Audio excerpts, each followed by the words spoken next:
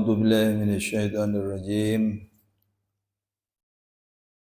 Bismillahirrahmanirrahim. Assalamualaikum warahmatullahi wabarakatuh.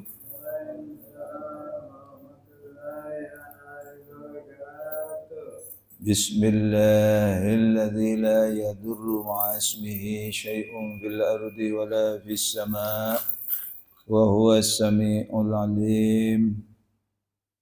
Bismillahi walhamdulillah wal khairu wasyarru bimasyiatillah. Alhamdulillahilladzi an'ama 'alaina wa hadana 'ala dinil Islam. Allahumma shalli wa sallim wa barik ala sayyidina wa maulana Muhammad sayyidil arabi wal ajami wa ala alihi wa ashabihi wa auladihi wa dzurriyyatihi wa ahli baitihi ajmain. Amma ba'du. Assalatu wassalamu bi'adadi ma fil ilmi alayka wa lalika ya sayyidi ya Rasulullah. Akisni sari'an bi izzatillah. Rabbi shrah li sadri wa yassir li amri wahlul 'uqdatam min lisani yafqahu qawli. Radina billahi rabba wa bil islami dina wa bi Muhammadin nabiyya wa rasulah. Rabbana zidna ilma warzuqna fahma. La haula wa la quwata illa billahil aliyil azim. Yang saya hormati Ketua Takmir Masjid Nurul Iman dan segenap jajaran pengurus ketakmiran, dan juga yang saya muliakan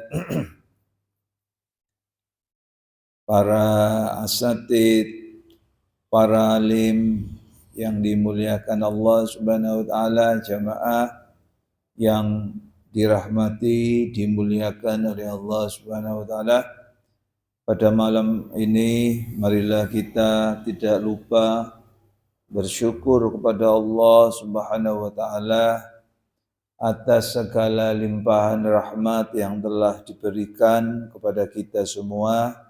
Pada hari ini alhamdulillah kita bisa bertemu kembali dalam satu acara pengajian rutinan kita. Insyaallah kita dalam keadaan sehat walafiat. Amin ya rabbal alamin. Jamaah yang dimuliakan Allah Subhanahu wa taala, pada hari ini saya ingin mengajak panjenengan untuk memahami suatu tafsir surat Yasin yang dikarang oleh Syekh Al-Humami ini, sehingga tafsir surat Yasin ini dinamakan tafsir surat Yasin Humami ini. Mengapa saya mengajak panjenengan untuk memahami tafsir surat Yasin ini? Karena yang pertama, surat Yasin ini adalah surat yang kita lestarikan membacanya minimal itu kan malam Jumat. Yang kedua, mengapa ini surat Yasin ini banyak disampaikan dawuh-dawuh Kanjeng Nabi kita Muhammad tentang keutamaan, fadilah, dan apa khasiatnya. Sehingga surat Yasin ini itu merupakan hatinya Al-Quran. Jadi di antara surat itu ada 114 surat dalam Al-Quran, yang menjadi hati itu, rohnya itu adalah surat Yasin. Nah, di sini nanti banyak khasiat-khasiatnya. Nah, a'udzu billahi minasyaitonir rajim.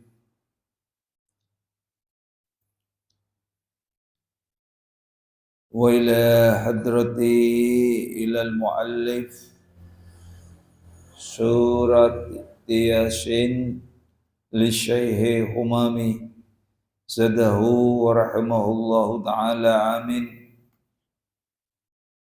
wa nafa'ana bi ulumihi syai'un lillahi lahul fatihah. A'udzu billahi minasy syaithanir rajim. Bismillahirrahmanirrahim. Alhamdulillahi rabbil alamin arrahmanir rahim maliki yaumiddin. Iyyaka na'budu wa iyyaka nasta'in. Ihdinas siratal mustaqim. Siratal ladzina an'amta 'alaihim ghairil maghdubi 'alaihim waladdallin amin. A'udzu billahi minasy syaithanir rajim. Bismillahirrahmanirrahim. Yasin wal Qur'anil Hakim. Innaka laminal mursalin. Beberapa ayat yang kita baca. Kemudian ayat ini didahului dengan suatu ungkapan Yasin. Para ulama itu mengatakan Allahu a'lam bimakna Yasin. Hanyalah Allah yang mengetahui maknanya itu apa Yasin. Tapi juga ada ulama yang mengatakan Yasin itu singkatan dari ya ayyuhal insan. Ya ayyuhal insan, hai manusia. Nah, makanya ya sinnya itu menuju kepada insan, manusia. Tapi juga ada orang-orang kita itu mencocok-cocokkan dengan bahasa daerahnya. Yasin, Yasiro, Ya Insun. Gitu. Jadi ada yang menyocok-cocokkan begitu. Ya kan? Itu kan bahasa Jawa ya. Gitu kan? Yasin, Yasiro, Ya Insun katanya begitu. Ya sudah mereka mengatakan seperti itu, mereka bahasa Arab dihubung-hubungkan dengan bahasa Jawa. Nah, wal Qur'anil Hakim, demi Al-Qur'an hal hakim yang penuh dengan hikmah. Makanya kita bisa membuktikan hikmah itu artinya bijak. Artinya bisa diterima oleh semua orang. Bukan hanya orang Islam Al-Quran itu. Apa sih buktinya bahwa Al-Quran itu penuh dengan hikmah, penuh dengan bijak. Demi Al-Quran itu sumpah. Jadi sumpah. Demi Al-Quran yang penuh dengan bijak hikmah. Makanya karena Al-Quran itu penuh dengan kebijaksanaan, maka implikasi pada kita harus belajar. Di mana sih letaknya bahwa Al-Quran itu adalah kitab yang penuh dengan hikmah. Salah satu di antaranya Ud'u ila sabili rabbika bil hikmati wal mau'izatil hasanah. Ud'u ila sabili rabbika, ajaklah Muhammad mereka itu kepada jalan Tuhanmu bil hikmati, dengan apa? Dengan penuh bijak. Jadi mengajak itu tidak boleh marah-marah. Kalau nggak mau ya sudah. Jangan menjelek-jelekkan. Itu bukan agama Islam. Apalagi mengajak dengan kekerasan. Itu nggak bijak. Gitu. Makanya ud'u ila sabili rabbika bil hikmati wajadilhum billati ahsan, dan diskusilah kalau ada persoalan dengan mereka Muhammad, tapi dengan kata-kata yang baik. Ini yang sulit. Ada kata-kata paksaan, ketika enggak mau maka dikatakan kafir. Nah, gitu kan? Coba kita lihat di YouTube. Coba kita lihat di TikTok itu. Ada kelompok-kelompok tertentu yang meyakini dirinya hanyalah yang benar, sedangkan yang lain yang tidak sesuai dengan pahamnya itu dianggap orang yang tidak akan masuk surga. Padahal kita semua ini beribadah, kemudian berdoa, berbuat baik, itu sesungguhnya adalah usaha. Makanya dalam Al-Quran surat Al-Fatihah itu, Iyyaka na'budu, kepadamu lah ya Allah, kami ini beribadah itu usaha. Cari gurunya, cari pendapatnya, yakinilah dan lakukanlah. Diyakini, wa iyyaka nasta'in, dan kepadamu lah ya Allah kami juga berdoa meminta tolong. Mudah-mudahan apa yang kami lakukan ini diterima oleh-Mu. Gitu. Jadi kalau beda pendapat, nggak bisa dipasangkan. Ya sudah, silahkan engkau kerjakan dengan keyakinannya. Dan kami juga akan melakukan apa yang kami yakini. Tapi keharmonisan tetap terjaga. Karena persoalan agama itu adalah persoalan keyakinan. Dan pada akhirnya kita nanti persembahkan kepada Allah, hanyalah Allah yang mengetahui siapa dari ibadah kita itu yang diterima oleh Allah. Itu Islam. Sholawatan, karena dirinya nggak mau sholawatan, sehingga dicap bid'ah. Gitu? Ada apa enggak? Banyak. Ketika di suatu tempat ada yang merayakan Maulid Nabi, gak pernah Nabi itu melakukan perayaan kelahirannya, gak ada, disebar-sebarkan dengan ucapan yang kurang mengenakkan. Sehingga apa yang terjadi? Terjadi satu permusuhan, pergesekan. Kalau sudah gesekan, kita lihat di suatu tempat, bahkan di negara, satu keyakinan kadang-kadang ya berperang, bunuh-membunuh, karena percikan itu berangkat dari itu. Sehingga orang tidak tahu cara beragama. Islam hadir untuk menginsafkan kita semua.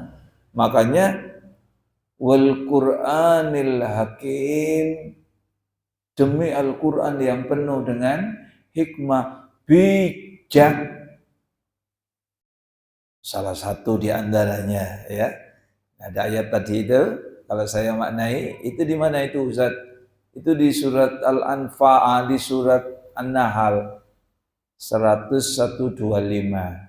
Ud'u ila sabili rabbika bil hikmati, ajaklah Muhammad mereka kepada jalan Tuhanmu bil hikmah, dengan penuh bijak. Penuh bijak itu kalau berbicara tidak menyinggung orang menjadi tidak senang. Kalau kita katakan itu, kalau mancing ikan didapat tanpa airnya keruh, itu seperti apa? Sehingga sifat-sifat Nabi kita itu disenangi oleh tidak hanya kawan, lawan. Nah itu harus kita tiru. Dan apa yang dilakukan oleh Nabi itu betul-betul memahami apa yang ada dalam Al-Quran itu.